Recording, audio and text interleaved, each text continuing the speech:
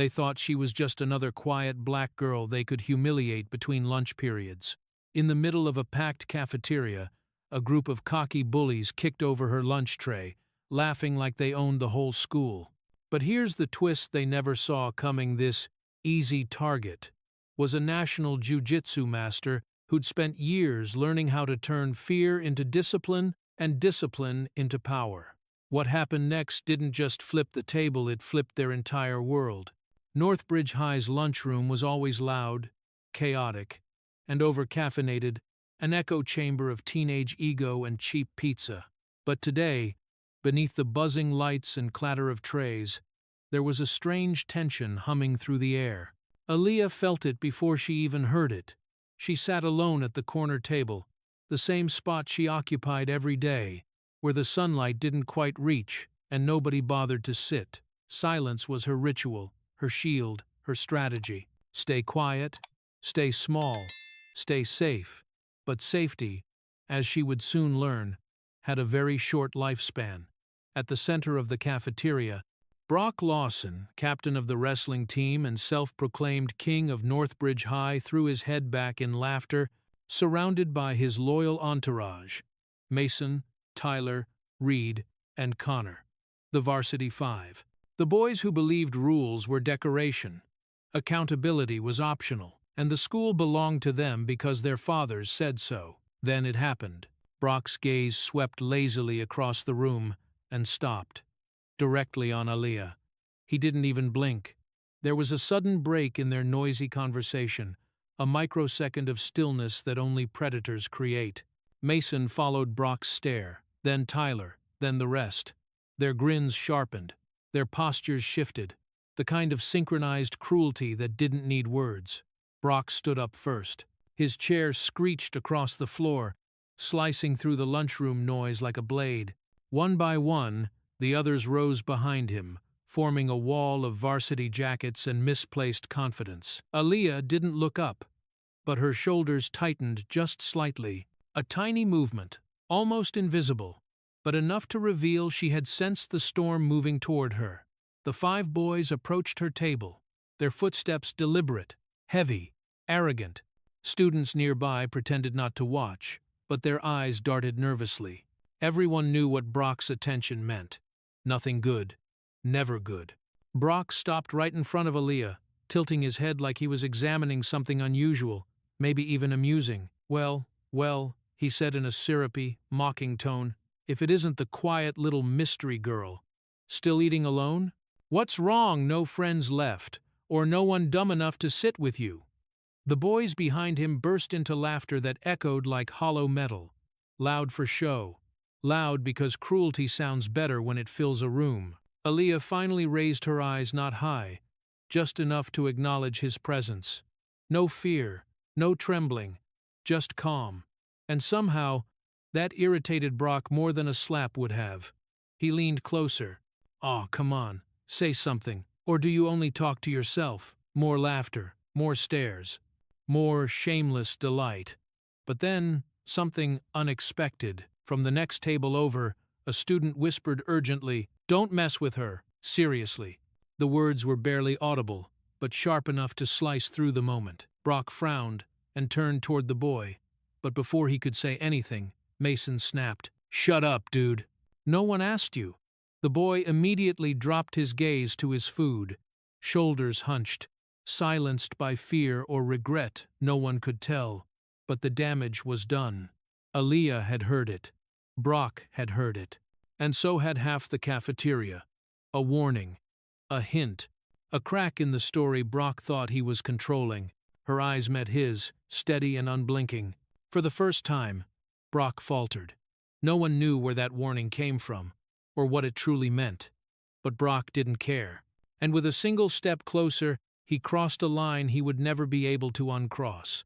For a moment, the cafeteria seemed to breathe as hundreds of students pretending to eat, but watching every movement at Aaliyah's table. The Varsity Five stood like a wall behind Brock, their shadows falling across her tray. It was impossible to ignore them now. Impossible to pretend she was invisible, the way she preferred. Brock made the first move. He lifted his foot, and slammed it onto the edge of her table. The impact rattled the metal frame, sending a sharp clang across the lunchroom. Her tray slid several inches, a smear of mashed potatoes streaking across the surface like a pale insult. Tyler let out a loud, mocking whistle. "Whoa, look at her," he jeered. "Still pretending she's too good for us?" The boys erupted with laughter, ugly, echoing, hungry for escalation. Aaliyah finally raised her head, slowly, deliberately, her expression calm, unshaken, almost clinical. She didn't flinch at Brock's proximity. She didn't recoil from the attention. She simply looked at him cold, steady, unreadable. And that expression, that stillness, got under Brock's skin instantly. "What?" he snapped. "You think you're better than us or something?" The entire cafeteria seemed to hold its breath. Aaliyah didn't look around, didn't plead, didn't explain. She simply said, "I just want to eat my lunch." 7 words, soft, even, completely unbothered. But to the Varsity Five, it was the equivalent of a slap. Mason scoffed, loudly. Tyler muttered, "She's asking for it." Reed cracked his knuckles as if preparing for a confrontation.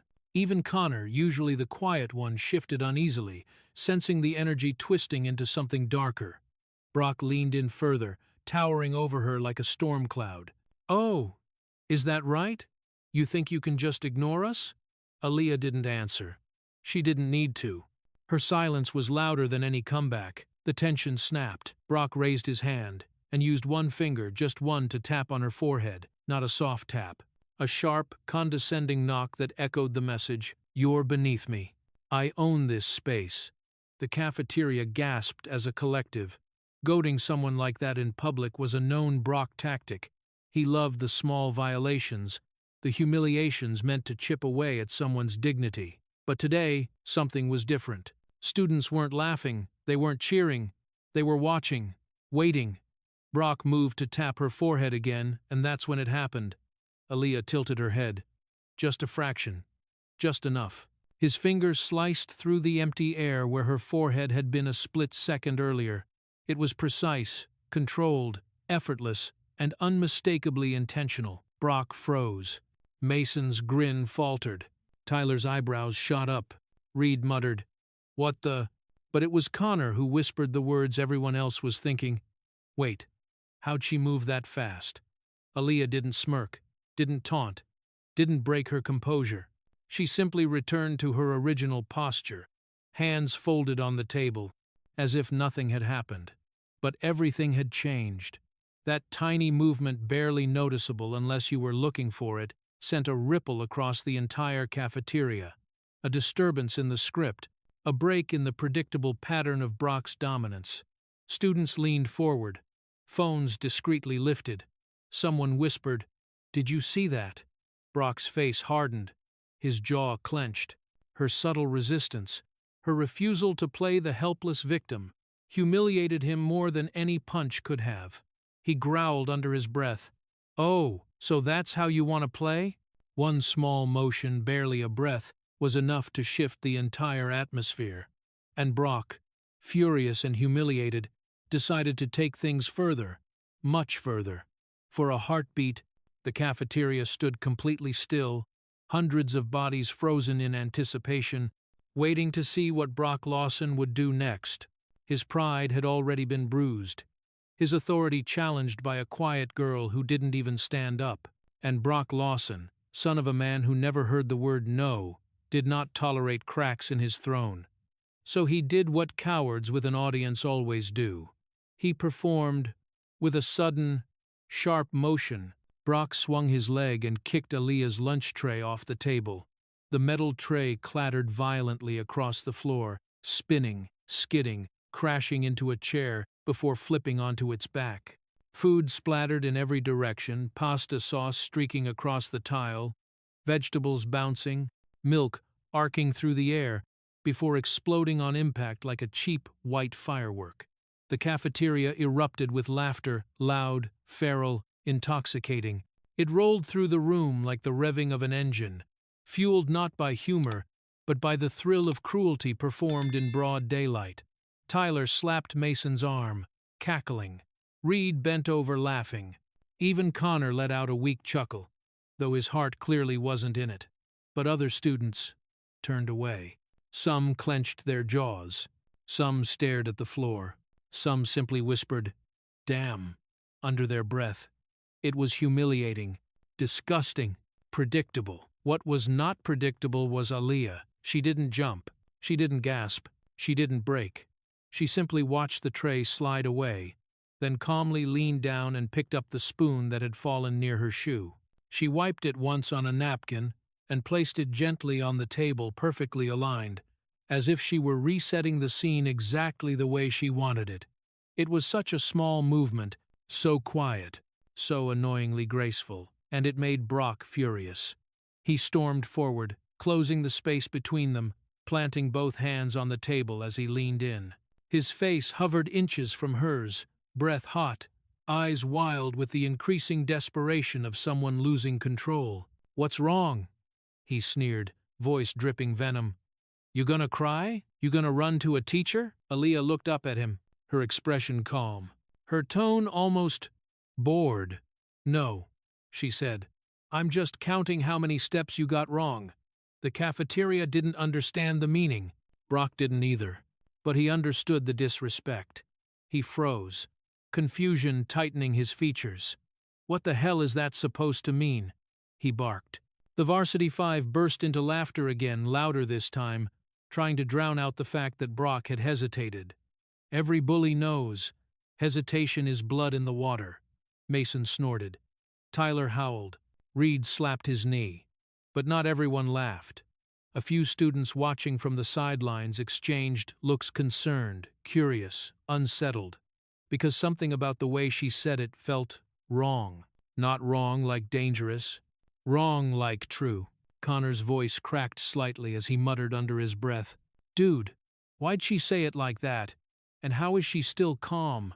No one answered him. Brock clenched his fists. The embarrassment burned through him, mixing with rage until it nearly shook his voice. "You think you're funny, huh?" he spat. "You think you can just sit there?" But Aaliyah's eyes didn't waver. She wasn't afraid of him, and that terrified him more than anything. Her quiet confidence was a mirror showing Brock exactly what he feared most. He didn't scare her, not even a little. And in the mind of a bully, fear is currency. Fear is power. Fear is everything. Aaliyah, stripping that from him, felt like an attack, an unforgivable insult. She wasn't afraid, and that alone pushed Brock past the edge of reason. And so, blind with anger, he did the only thing left in his arsenal. He decided to use force. The lunchroom no longer sounded like a place where students ate. It hummed like a live wire ready to snap. The kicked-over tray still lay on the floor. Food splattered like a crime scene. The table legs were crooked from Brock's earlier shove. Every breath in the room seemed to suspend itself, waiting. Then Brock made the mistake that would haunt him for the rest of the day. He put his hands on her. With a furious lunge, he grabbed Aaliyah by the collar of her shirt and yanked her forward. The force sent her chair screeching across the tile, dragging her several inches before it jerked to a halt. Gasps shot across the cafeteria like sparks. Aaliyah didn't resist. She didn't claw at his hands. She didn't fight him, not yet. Her body moved with the pull, loose, fluid, compliant in a way that completely contradicted the violence of his grip. Brock mistook that softness for fear. He mistook her silence for surrender. He leaned in, tightening his fist in her collar, twisting the fabric as if he could squeeze submission out of her. His breath hit her cheek, hot, angry, desperate. "You done acting tough yet?" he snarled. "You gonna say something now?" Students around them shifted uncomfortably. Some whispered, some winced, some recorded. But no one stepped in. Aaliyah's eyes didn't flicker, didn't widen, didn't panic. She simply watched him, but not the way a victim watches their attacker. Not with fear. She watched him the way a trained fighter studies a puzzle, evaluating, calculating, reading every tightening muscle in his forearm, every shift in his stance, every inch of tension radiating through his body. She was waiting, not for someone to save her, not for Brock to stop, She was waiting for the moment. Brock, oblivious to the precision in her gaze, shook her harder. The table behind her rattled. Her chair wobbled. "Look at me when I'm talking to you," he shouted, voice cracking with the frustration of losing control. Finally, Aaliyah met his eyes. Calm, measured, completely in command of a situation that Brock believed he owned. The tension coiled tighter. Brock's hand flexed, preparing to yank her fully out of her chair. And that was when she moved. Not violently, not dramatically, just a shift, small, sharp, surgical. As Brock tensed to jerk her upward, Aaliyah rotated her wrist, slipping her hand under his forearm. Her fingers glided along the line of his muscle with startling accuracy. With a subtle pivot of her shoulders, she redirected the force of his pull instead of resisting it. And Brock, Northbridge High's undefeated varsity wrestler, lost his balance. His eyes widened as his upper body lurched forward, a stumble he didn't see coming. His grip faltered. The crowd gasped louder this time, a ripple of shock cutting through the air like a blade. "What?" Brock choked out, fighting gravity that had suddenly turned against him. The maneuver was so fast, so silent, so effortless, that half the cafeteria didn't even understand what they'd just seen. But a few students noticed. "Dude, that was technique," someone whispered. "No way she did that by accident. How did she?" Even Connor's face went pale. "That wasn't normal," he muttered. "That was something else." Aaliyah didn't stand, didn't push him, didn't look triumphant. She simply adjusted her posture, resetting her center of gravity with the grace of someone who had done this 1,000 times before. Her expression said everything. "You touched the wrong person." Brock hadn't fallen, but the foundation of his dominance had. His throne wobbled, and everyone in the room felt it. Humiliated and trembling with rage, Brock made the only choice left to a bully desperate to reclaim power. He attacked, for real. The cafeteria had reshaped itself into a crude arena, chairs knocked over, tables skewed, bodies forming a wide circle around the confrontation. What moments ago was a lunch period was now a spectacle, a fault line, a moment no one would forget. Brock's balance had slipped, his pride already bleeding. Fury surged through him like electricity. The only thing louder than the pounding in his chest was the buzzing silence of hundreds of eyes fixed on him. He snapped. With a wild, frustrated roar, Brock lifted his arm and swung a full-force slap aimed straight at Aaliyah's face. The kind meant not just to hurt, but to humiliate, to remind the room who owned it. But Aaliyah moved before the blow even finished its arc, not backward, not cowering, not panicked. She simply leaned her head to the side precisely, effortlessly, with the exact economy of motion that made it feel like choreography instead of instinct. Brock's hand cut through nothing but air. The momentum of the missed strike pulled him forward, leaving him stumbling, a split-second glimpse of panic flashing in his eyes as his brain struggled to process what had just happened. A gasp rippled across the cafeteria. Murmurs burst at the edges. Someone dropped their fork. Aaliyah turned her head back toward him, unhurried, unshaken. And then she smiled. Not a big smile, not taunting, not mocking. A small, razor-thin, icy smile, one that slid across her lips like frost creeping over glass. It wasn't a threat. It wasn't a taunt. It was a message. "I'm not trapped in here with you. You're trapped in here with me." A chill prickled through the crowd. Even the Varsity Five momentarily stopped grinning, except Tyler, whose face twisted with angry excitement. He cupped his hands around his mouth and shouted, "Come on, Brock! Hit her again! Don't let her clown you like that!" But Brock didn't respond. Because, for the first time that day, he was sweating. His palm was damp. His forehead glistened. His breathing quickened, uneven, and shallow. It wasn't the heat of anger anymore. It was the heat of realization. Something was wrong, very wrong. Aaliyah wasn't afraid.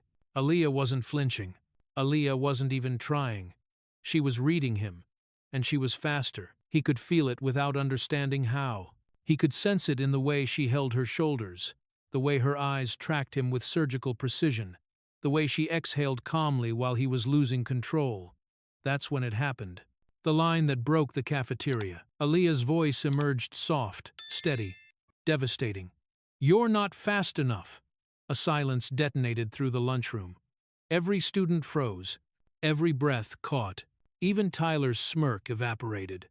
No one, absolutely no one, had ever said that to Brock Lawson in public. The boy trained in wrestling since age 6. The boy whose father paid thousands for private coaches. The boy whose speed on the mat was legendary. He wasn't fast enough? The humiliation hit Brock harder than any slap could have. His face reddened. His jaw locked. His fists trembled. Something primal and wounded flashed in his eyes, rage tangled with fear, ego pierced to the bone. "You!" he spat. But the rest of the sentence dissolved into raw fury. She had cut him open with nothing but observation, and the whole cafeteria had watched it happen. Insulted in the one place he believed himself untouchable, Brock snapped the humiliation, igniting something violent inside him. And so, stripped of control and blinded by rage, he lunged at Aaliyah with everything he had left. The cafeteria had fully transformed, now no longer a place of lunch trays and chatter, but a packed arena of trembling anticipation. Students formed a shaky, uneven circle around the confrontation. Some stepping onto chairs for a better view, others gripping their phones with white knuckles, recording what had become the most dangerous moment Northbridge High had witnessed all year. Brock Lawson stood at one end of the circle, chest heaving, face burning red, fists clenched so tight his knuckles whitened. Rage throbbed through him, loud and hot, drowning out any remaining sense of caution. The humiliation, the missed strike, the smirk, the comment about his speed, all of it swirled into one blinding instinct. Attack. Now, end this. Aaliyah remained exactly where she was, no fighting stance, no raised fists, no visible tension, just quiet, still, watching him with those unnervingly composed eyes that made him feel small, weak, seen. And that was something Brock Lawson could not endure. With a guttural yell, Brock lunged. Not like a trained athlete, not like the state-ranked wrestler he claimed to be, but like a cornered animal, wild and reckless, his entire body weight thrown forward with no strategy, no control, only brute force, driven by ego. The circle of students shrieked, stumbling backward to give more space. The sound of Brock's shoes slamming against the tile echoed like thunder. Aaliyah waited until the last possible second. Then, she moved. It was not dramatic. It was not showy. It was so subtle, so exact, that half the cafeteria didn't even realize what had happened until Brock was already falling. Aaliyah pivoted her weight to the side, letting Brock's momentum rush past her. Her hand caught his wrist with surgical accuracy, fingers closing around the joint with trained precision. She stepped offline, pulling gently, not resisting, not blocking, but guiding. Leverage, redirection, the fundamentals of Jiu-Jitsu executed flawlessly, and Brock's body reacted before his brain could. His forward charge became a collapse. His feet tangled beneath him, his torso pitched downward, and with one clean motion, Aaliyah redirected all of Brock's furious momentum straight into the edge of the lunch table. Wham! Brock crashed face first onto the metal surface, the impact rattling through the entire cafeteria. The table legs screeched. A nearby milk carton toppled over. Someone screamed. Then silence.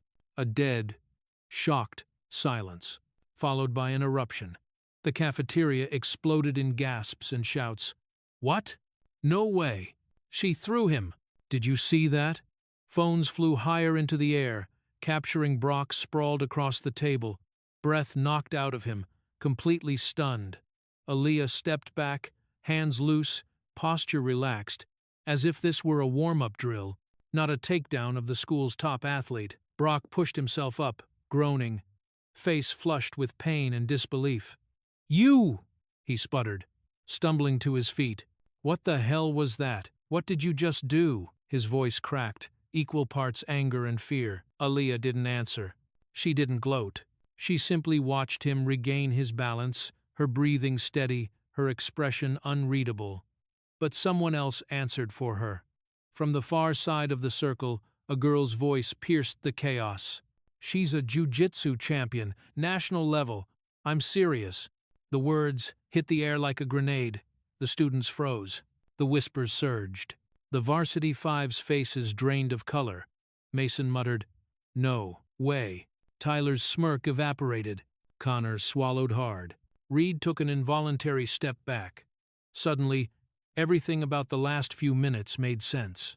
Her calm, her speed, her precision, her refusal to react emotionally. Brock's stomach twisted. He hadn't just picked the wrong fight, he had picked the worst possible opponent, and she had barely begun. In that instant, Brock finally understood he hadn't cornered a victim.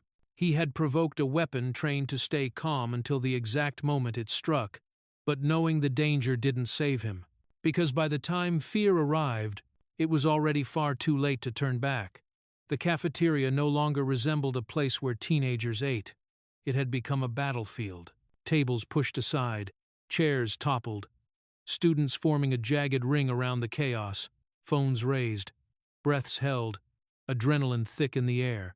And at the center stood Aaliyah, still, calm, grounded, facing four furious boys who suddenly realized that their leader wasn't invincible and that they might have to defend him. "Get her," Tyler barked, his voice cracking with panic disguised as bravado. It was all the permission the others needed. Mason lunged first, big, broad, sloppy, swinging his arms like he could crush her with weight alone. Aaliyah stepped inside his attack, caught his elbow, and rotated her hips with mechanical precision. Mason's momentum did the rest. His arm folded behind his back as she locked it tight, pinning him forward with zero wasted energy. He yelped. He didn't fall. He was placed on the ground. Controlled. Precise. Like a demonstration. Tyler didn't wait. He charged from the side, trying to tackle her with raw aggression. Aaliyah shifted her weight, swept her leg across his center line, and Tyler's feet left the floor. He crashed onto his back, eyes wide, breath knocked out of him. The cafeteria roared. Reed tried grabbing her wrist from behind, hoping to restrain her long enough for the others to recover, but Aaliyah rotated her hand, freed herself effortlessly, and snapped his wrist into a controlling grip. She didn't twist, didn't break. She simply held him in place, rooted, immovable. Reed's knees buckled from the pressure. He cried out, more in shock than pain. Connor made the last attempt not out of confidence, but because running away in front of the crowd seemed worse than losing. He rushed forward, arms open, trying to shove her over the table behind her. Aaliyah stepped aside with a clean pivot. Her forearm met his chest. Not harsh, just enough. Connor flew backward onto the table, sliding across it in a clatter of metal trays. The entire sequence, 4 boys taken down, restrained, or disabled, happened in under 5 seconds. It didn't look like a fight. It looked like choreography, like Aaliyah had rehearsed this moment her entire life, and for a jiu-jitsu champion, maybe she had. The cafeteria erupted into screams, shouts, cheers, disbelief, voices clashing in a tidal wave of chaos. "Oh my God! She just folded them! Did you see that sweep? She's insane! No, she's trained. Like, trained. Phones captured every angle, every movement, every shattered piece of the Varsity Five's pride. Tyler, still groaning on the ground, managed a broken sentence. She's not even trying." Aaliyah stood in the center of the fallen boys, breathing steady, eyes scanning calmly as if checking the room for additional threats. Her posture wasn't triumphant. It wasn't angry. It was composed, too composed. A figure burst into the circle. Mr. Halden, a history teacher, face red, sweat on his temples, panic all over him. "What is happening?" He froze, mid-sentence, because what he expected was a savage brawl. Blood, broken noses, chaos. What he saw instead was mastery. No one was injured severely. No one was being harmed unnecessarily. Every technique had been controlled, measured, safe. Mr. Halden's jaw slowly dropped. This is professional, he whispered, stunned. Plot twist #7 was complete. Even the adult meant to stop the fight couldn't move, not because he approved, but because he recognized discipline, not violence. Around him, the cafeteria murmured with a new realization. The bullies weren't powerful. They were lucky. Lucky no one like Aaliyah had stood up before. Their reign didn't crumble. It collapsed. Right there on the cafeteria floor. The Varsity Five's dominance shattered in seconds, but Brock Lawson's pride refused to fall with it.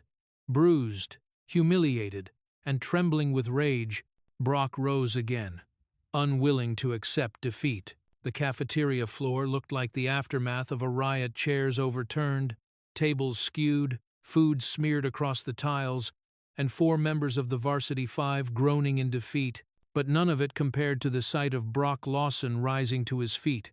He pushed himself off the table he had crashed into, shoulders shaking, jaw clenched so tightly a vein pulsed at his temple. His face was a battlefield rage clawing against humiliation, pride drowning beneath fear. His breath came in short, harsh gasps, but his eyes burned with one message: this isn't over. It can't be over. Not for someone like him. Not in front of the entire school. Students stepped back instinctively as Brock staggered forward, creating a wider circle, an unspoken acceptance that something final, something irreversible, was about to happen. Aaliyah stood alone at the center, calm, grounded, center of gravity locked like a seasoned black belt. She didn't raise her hands. She didn't brace for impact. She simply watched Brock, a man unraveling before her eyes. "Brock, stop!" someone shouted. But Brock couldn't hear anything anymore. His world had shrunk to a single target. With a roar ripped from somewhere deep and desperate, Brock charged, swinging his strongest punch, the kind fueled by humiliation, anger, and the illusion that brute force could restore a broken ego. The punch cut through the air with impressive strength. But strength was never the problem. Control was. And Aaliyah had all of it. She stepped offline, just one clean step. Nothing wasted her body, turning with the precision of a dancer and the discipline of a fighter. Brock's punch flew past her, dragging his torso forward. That was the opening. Aaliyah's hands moved like instinct, not aggression. She caught Brock's wrist, rotated her hips, and sank her weight downward. The motion was fluid, clinical, a master's execution. Brock's arm extended helplessly. Aaliyah locked his elbow, and with gentle, unshakable control, she brought him to the ground in a perfect armbar. The cafeteria erupted into a gasp so collective it felt like the air had been sucked out of the room. Brock screamed, not out of injury, but out of shock. The pain was real, sharp, immediate, but the humiliation cut deeper. Because he wasn't just restrained, he was mastered, pinned not by force, but by technique. Stopped not by violence, but by skill. Aaliyah didn't wrench his arm. She didn't apply dangerous pressure. She held him just firmly enough to show she could break him, but chose not to. The difference between a bully and a champion. Silence wrapped around the cafeteria. Even the teachers who had rushed in froze at the sight. Aaliyah leaned in slightly, her voice low, almost gentle, but sharp enough to shatter him completely. "I've counted enough." The words slid into the air like a quiet verdict. Brock's breathing stuttered. His eyes widened. His expression cracked fear, defeat, disbelief, all colliding in a single moment. Because he understood, there was no comeback. No final blow. No recovery. He had lost fully, undeniably, publicly. And Aaliyah hadn't even broken a sweat. When she finally released his arm, Brock didn't try to stand. He curled inward, his shoulders collapsing under the weight of a truth he couldn't deny. Aaliyah hadn't beaten him. She had exposed him. For the fraud, the bully, the hollow throne he stood on. For the first time in his life, Brock Lawson knew absolutely and devastatingly that he was defeated. And now, with the entire school watching and evidence spreading fast, it was the institution's turn to face the consequences.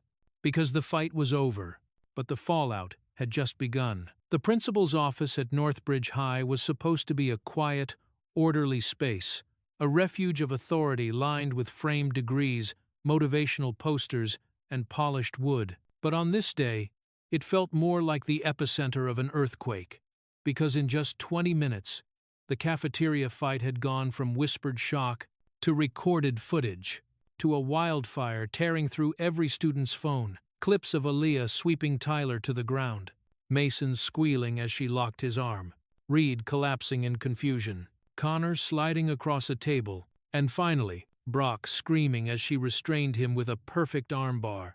No angles were missing, no context was unclear. No one could spin the narrative.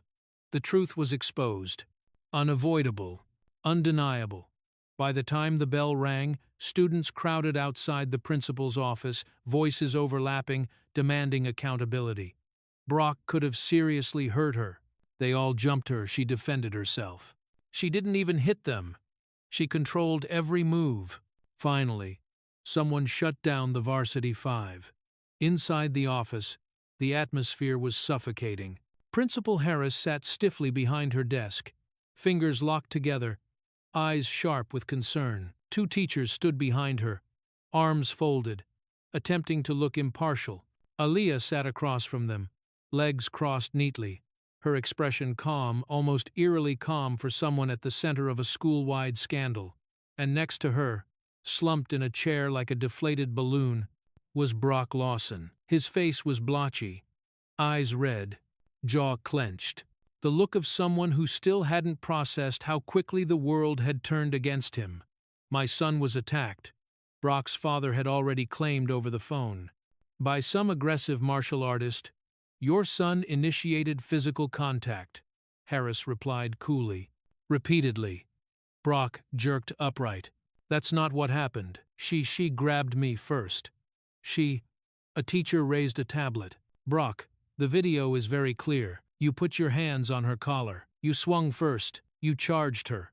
Another teacher added, she could sue you for assault. You understand that? Brock sputtered, rage and fear mixing into something pathetic. That's no she tricked us. She used whatever she used. This isn't fair. A ripple of murmurs spread from the doorway, because students had begun pressing into the office, refusing to leave, refusing to be silent. Principal Harris sighed. Everyone, please. But she didn't get to finish. A student stepped forward, a skinny boy with dark curls and sleeves pulled over his hands. His voice shook when he spoke, but there was steel underneath it. My name is Eli Porter, he said. And they did the same thing to me. The room froze. Brock's head snapped toward him. What? No, shut up. No, we didn't. Eli's hands trembled. Last semester, they cornered me in the locker room, took my clothes, pushed me into the shower, recorded it, called me slurs. A collective gasp rippled through the crowd. Eli swallowed hard. I didn't say anything because I knew no one would believe me. But now, his voice cracked. Now everyone sees what they really are. All eyes shifted to Brock, his face drained of color. His mouth opened, but no sound came out. For the first time, he wasn't fighting, performing, or threatening. He was exposed. Principal Harris leaned back in her chair, expression grim. Brock Lawson, based on the video, witness testimony, and previous reports, you will be facing a disciplinary hearing and suspension effective immediately. The hallway exploded with reactions, cheers, gasps, even a few claps. But Aaliyah sat still, quiet, waiting. Principal Harris turned to her. Aaliyah, is there anything you want to add before we finalize the report? Aaliyah finally lifted her gaze. Her voice was soft, but carried enough weight to pierce the entire room. Brock wasn't the only one about to be exposed, because what Aaliyah was about to say would shake the entire school. And when she spoke, Northbridge High would never look at its own hallways the same way again. The auditorium of Northbridge High had never felt so full, not during assemblies, not during pep rallies, not even during championship announcements. Every seat was packed, the aisles crowded, the balcony lined with students craning their necks for a better view. Teachers stood along the walls, their expressions a mix of concern, curiosity, and tension. At the center of the stage stood a single microphone, and beside it, Aaliyah. She wasn't dressed like someone who had just flattened the school's most feared bullies. No bruises, no shaking hands. Her posture was graceful, her breathing steady, her eyes calm. But the quiet around her felt electric, as if the entire building were holding its breath. Principal Harris stepped forward. "We are gathered today to address the incident from yesterday involving multiple students. Before the administration releases its decision, Aaliyah has requested the opportunity to speak." A murmur rippled through the crowd. Not fear, anticipation. Aaliyah walked toward the microphone with the controlled confidence of someone stepping onto a mat, not a stage. She didn't clear her throat. She didn't fidget. She simply began. "I know what everyone saw," she said. "The throws, the takedowns, the armbar. But none of that was about winning. It wasn't about hurting anyone. And it wasn't about revenge." The audience quieted further, settling into an almost reverent silence. "Strength," she continued, "is not for retaliation. It's for protection. It's for defending respect your own and others." The words landed with a weight that felt physical. Aaliyah scanned the crowd. She saw students who had been targeted by bullies, students who had learned to shrink, students who had never had anyone stand up for them. "I didn't fight to embarrass anyone," she said softly. "I fought because someone put their hands on me and didn't give me a choice. And I hope that after this, fewer people at our school will feel powerless when someone tries to take their dignity away." The auditorium was utterly silent. Then, like a dam breaking, the entire room erupted. Thunderous applause, cheers that shook the walls. Some students stood on their feet. Others shouted Aaliyah's name. Teachers who had watched her takedowns with horror now watched her speech with pride. For a moment, Aaliyah simply stood there, receiving the first wave of genuine admiration she had ever felt in this school. But the moment was not over yet. The auditorium doors swung open. Heads turned. Whispers rose. Someone gasped, "No way." A tall woman entered, athletic build, sharp jawline, calm authority radiating from every step she took. She wore a navy jacket, her black belt knotted neatly around her waist. Even those who had never set foot in a dojo recognized her immediately. Sensei Marlene Rivers, a 3-time national Jiu-Jitsu champion, self-defense instructor, Hall of Fame competitor. And Aaliyah's mother. Murmurs rippled through the room like an aftershock. "That's her mom? She trained with her? Holy crap. No wonder. She wasn't just good, she was elite." Marlene walked straight toward the stage, her footsteps echoing with authority. She bowed her head respectfully toward the principal, then addressed the school. "I came because I saw the video," she said calmly. "And I'm here to make something absolutely clear. Jiu-Jitsu is a discipline of control and protection. What you saw from Aaliyah was restraint, not violence." Dozens of teachers exchanged wide-eyed looks. Students leaned forward. "My daughter did not attack anyone," Marlene continued. "She prevented greater harm both to herself and to the boys who assaulted her. A less disciplined fighter could have broken bones. She chose not to." Aaliyah kept her eyes down, not out of shame, but humility. Marlene placed a hand gently on her daughter's shoulder. "This school has a bullying problem," she said, "and I'm here to discuss what you plan to do about it." Another wave of whispers surged. The principal swallowed hard. The reveal of Aaliyah's lineage of the champion who raised her sent shockwaves through the student body. Suddenly, everything made sense, and nothing would be the same. Now, with the truth exposed and pressure mounting from every direction, Northbridge High had no choice left. The administration had to make its final decision. The disciplinary hearing convened in a conference room that felt more like a courtroom than anything inside a high school. Fluorescent lights hummed overhead. A long oak table dominated the center, lined with solemn-faced administrators, teachers, and the district's disciplinary officer. The chairs on the opposite side were occupied by Brock Lawson, the remaining members of the Varsity Five, and their parents, each wearing a different shade of dread. The air was thick enough to choke on. Principal Harris cleared her throat. "This hearing will determine the appropriate consequences for the violent incident that occurred in the cafeteria. We have reviewed all available footage, witness statements, and prior conduct records.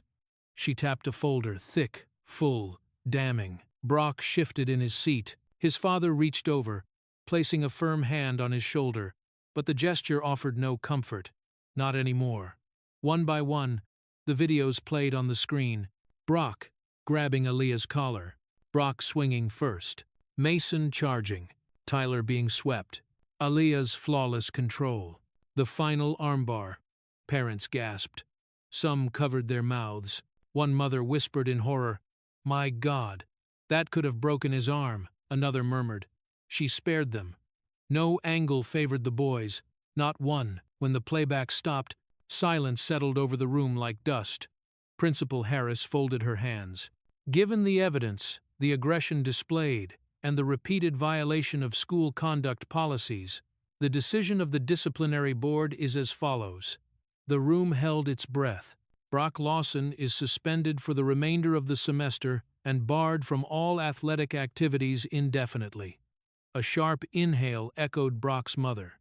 Mason Turner, Tyler Green, Reed Collins, and Connor Wells are each suspended for 6 weeks and placed on behavioral probation for the rest of the school year. Shock rippled across the parental row. "No, there must be a misunderstanding," Tyler's father protested. "He's a good kid. This will ruin Mason's scholarship chances." "You can't do this." But Principal Harris remained stone-faced. "You should direct your concerns toward your son's actions, not the consequences." Aaliyah and her mother sat quietly on the opposite end, not triumphant, simply resolved. The boys' masks began to crumble. Mason stared at the floor. Tyler clenched his jaw so tightly it trembled. Reed blinked rapidly, hands shaking. Connor looked like he might vomit, but Brock shattered. His breath hitched, shoulders shaking before he could stop it. A choked sob escaped him, and the room fell still. The boy who strutted through the school like he owned it, who terrorized others with impunity, who laughed while others suffered, broke down. Tears streaked down his flushed face as he buried it in his hands.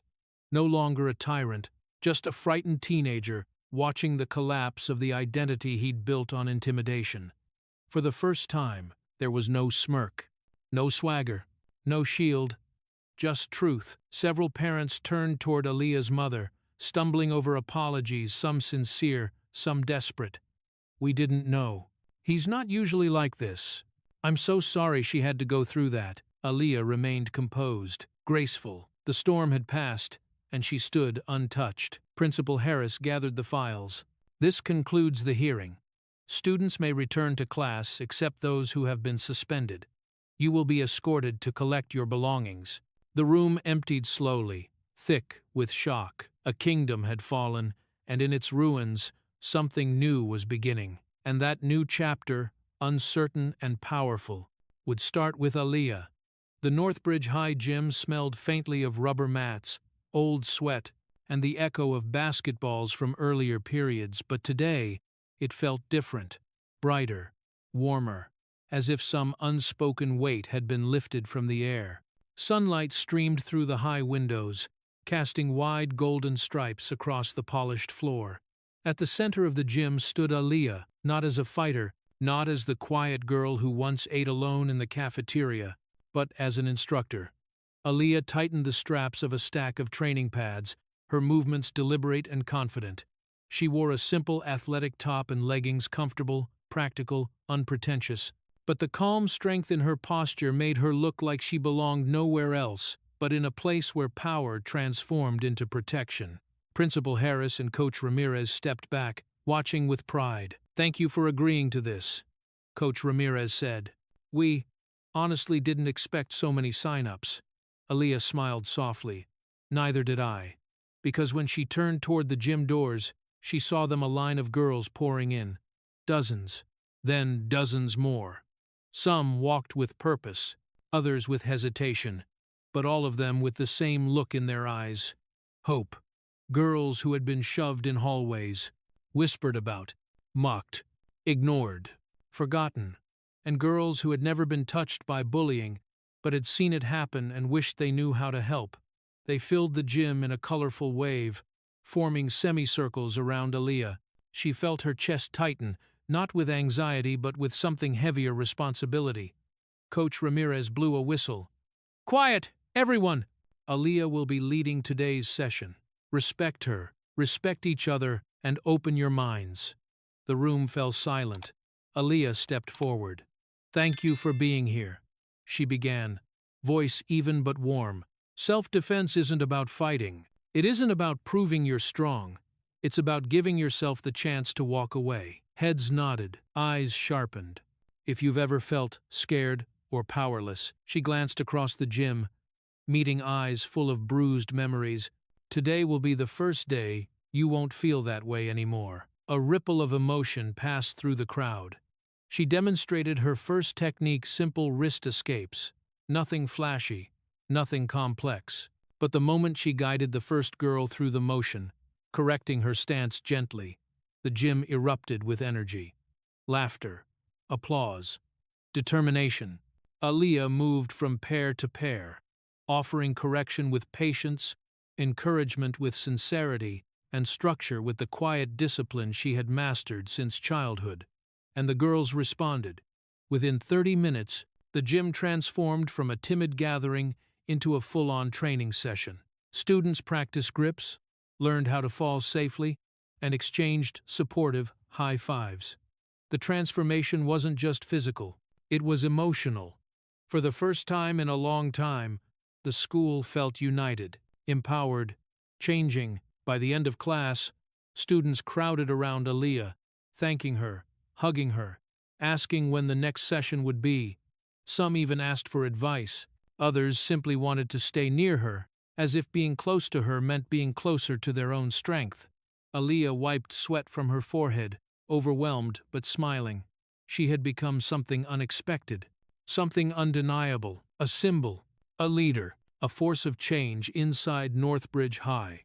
Aaliyah wasn't just the girl who fought back. She had become the girl others now looked to for courage. But as the crowd dispersed, a single figure remained by the door, waiting to speak to her alone. The final bell rang, releasing Northbridge High into the warm glow of late afternoon. Students spilled out onto the front steps, laughing, talking, rushing toward buses and cars. Despite the end-of-day noise, the air felt lighter than usual, almost relieved. Word of Aaliyah's self-defense class had spread faster than yesterday's fight, and a strange optimism drifted through the crowd. Aaliyah stepped outside, adjusting her backpack. She was preparing to walk home when she noticed someone standing under the shade of the large oak tree near the parking lot. Connor Wells, the quietest member of the Varsity Five, the one who never laughed the loudest, the one whose guilt had shown on his face even yesterday. But today, guilt wasn't the only thing written there. Connor looked like he'd been pacing for 20 minutes, hands stuffed deep into his hoodie pockets, shoulders hunched, eyes darting away when anyone came too close. When he saw Aaliyah, he froze. For a moment, neither of them moved. Aaliyah finally walked toward him, her footsteps soft on the pavement. Connor swallowed hard and stepped forward. "Hey!" he managed, voice cracking. "Could I talk to you? Just for a minute?" Aaliyah didn't nod, didn't frown. She simply waited. Permission granted by silence alone. Connor took that as his cue. I owe you an apology," he started, staring at the ground. "A real one, not like something the school forced us to say in a hearing." His voice wavered, but he kept going. "I know you don't care about excuses, but I need you to know." He ran a hand through his hair, frustrated with himself. "I never wanted to be part of what Brock did. I didn't like it. I didn't even like him half the time. But I was scared." He laughed bitterly. "Scared of Brock, scared of losing my friends, scared of being the next target if I spoke up." He took a shaky breath. "I was a coward." Aaliyah studied him, not judgmental, not angry, just present. Connor's voice dropped. "Brock, he made all of us feel small, even the ones who pretended to be big. And I let him. I let him decide who I was, even when I knew it was wrong." He finally lifted his eyes to meet hers. "I'm sorry for not stopping him, for not stepping in, for being part of something that hurt people." His voice cracked. "I'm sorry for hurting you." The breeze picked up, rustling the leaves above them, filling the silence that followed. Aaliyah let that silence settle, heavy but necessary. Then she spoke, her tone quiet but steady. "Fear makes people do things they aren't proud of," she said. "But fear doesn't define who you stay." She held his gaze. "Change starts today." Connor blinked rapidly, as if her words struck deeper than he expected. A small, fragile hope flickered in his expression. "Thank you," he whispered. "Really." They stood there for a moment, two students connected not by conflict, but by a rare moment of truth. Aaliyah turned to leave, but Connor's voice stopped her. "If you ever run another class," he said awkwardly, "I'd like to learn, to be better." Aaliyah nodded once. "Then, show up." Connor's shoulders lifted, the tension softening. In the shadow of everything broken, a spark of change lit, small, faint, but undeniably real. And without warning, that spark began to spread faster than anyone in Northbridge High could ever have imagined.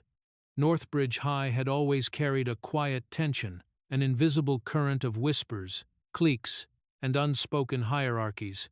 But in the days following the cafeteria incident, something began to shift.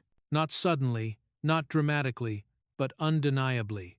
The change started in the hallways, where once students walked with lowered eyes, shoulders tightened. Now they moved with a cautious kind of confidence. Conversations bloomed more freely. Laughter echoed a little louder. Groups that normally avoided each other now mingled, sharing stories about the infamous fight, stories filled not with fear, but with pride. "I heard she flipped Brock like he weighed nothing." This scribe stilled. "She didn't even use brute force, she was calm the whole time. That armbar was textbook. She didn't hurt them more than necessary." That's powerful. Aaliyah's name was no longer whispered, it was spoken with admiration. Respect, gratitude. Posters began appearing around the school, advertising her self-defense sessions. Girls and boys signed up in droves, filling the gym every week. Students who once sat silently through bullying now stepped forward when they saw it happen. Even teachers had started attending the sessions, learning from Aaliyah and her mother how to de-escalate conflicts. The ripple became a wave, and Aaliyah became the center of it. Not because she wanted fame, not because she enjoyed attention, but because she embodied something Northbridge High had long been missing. A living example of courage with restraint, power with purpose, strength with compassion. Students approached her between classes, asking for advice, thanking her, or simply seeking reassurance. Aaliyah didn't see herself as a leader, yet the school did. And gradually, she stepped into that role with grace. A group of freshmen formed a respect crew, monitoring hallways and offering support to students who felt unsafe. Teachers collaborated to create new anti-bullying guidelines. A mentorship program sprouted between older and younger students, and it worked because the students trusted who led it. Aaliyah didn't dominate with force. She inspired by presence. Everywhere she walked, heads lifted, and everywhere she spoke, minds opened. Still, beneath the newfound unity, a whisper lingered, a thought unspoken but ever present. What about Brock?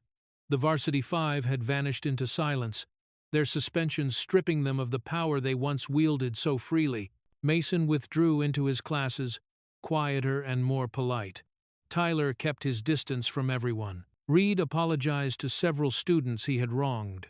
Connor, changed by his conversation with Aaliyah, walked through the school with a newly earned humility. But Brock, no one had seen him, no messages, no updates, no rumors, just absence, thick, heavy, uncertain.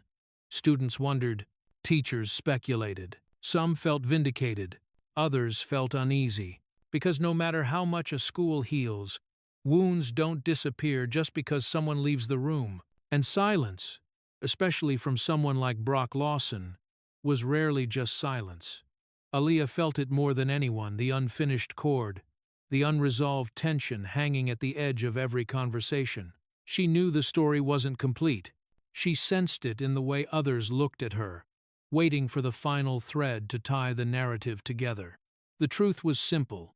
Northbridge High had changed. The students had changed. Aaliyah had changed.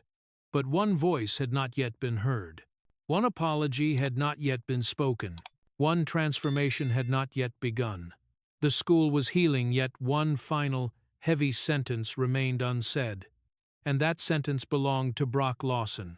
The final week of school arrived with a surprising gentleness.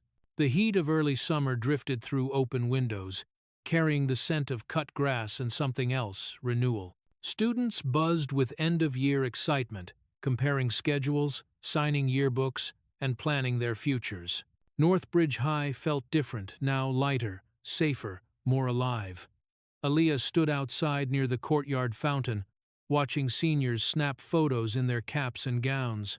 The world felt strangely peaceful, as if the chaos of months earlier belonged to another timeline entirely. She adjusted the strap of her backpack, preparing to head home.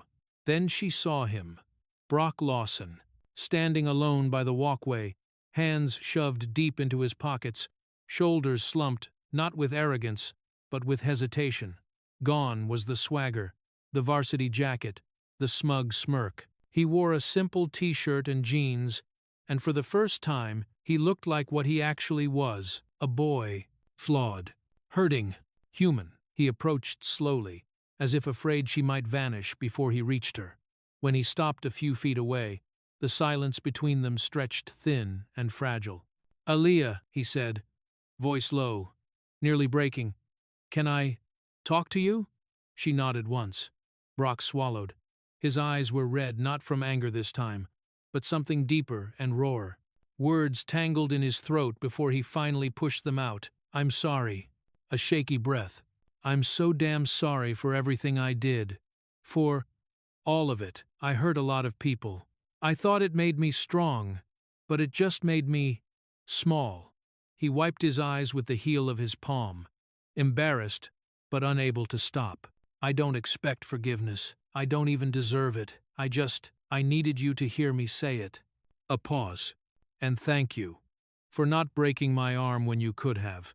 For teaching me something no one else ever did." Aaliyah studied him carefully, not with suspicion or contempt, but with a quiet, steady clarity. Brock shifted nervously under her gaze. Finally, she spoke.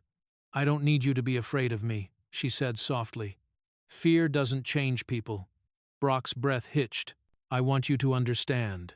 The words landed heavier than any strike Aaliyah had delivered. Brock looked down, nodding slowly, as if letting her sentence settle into the cracks of who he used to be. "I do," he whispered. "I'm trying." Aaliyah gave him a small, sincere nod. "Then that's all anyone can ask." The wind picked up, rustling the trees as a group of students laughed behind them, unaware of the moment unfolding. Brock stepped back, exhaling shakily. "Good luck next year," he said, voice soft but earnest. "You too." They stood in silence one last time, two paths that had collided violently now splitting back into separate directions. Then, without ceremony or bitterness, they turned away from each other, walking in opposite directions, carrying the same lesson in different hearts. No hatred, no fear, just closure and possibility. A quiet ending but a powerful truth. Strength is not about defeating others. It's about choosing who you become after the fight is over. And just like that, the moment those bullies learned the truth, their arrogance crumbled faster than the tray they kicked. Strength didn't roar that day, it whispered. Controlled, precise, and it belonged to the girl they thought was powerless. Her calm became their lesson, and her discipline became their downfall. But now, I want to hear from you. If you were standing in that cafeteria, would you have stepped in or stepped back? Drop your thoughts in the comments. And if this story hit you, don't forget to like, share, and subscribe. The next twist is coming. And trust me, you don't want to miss it.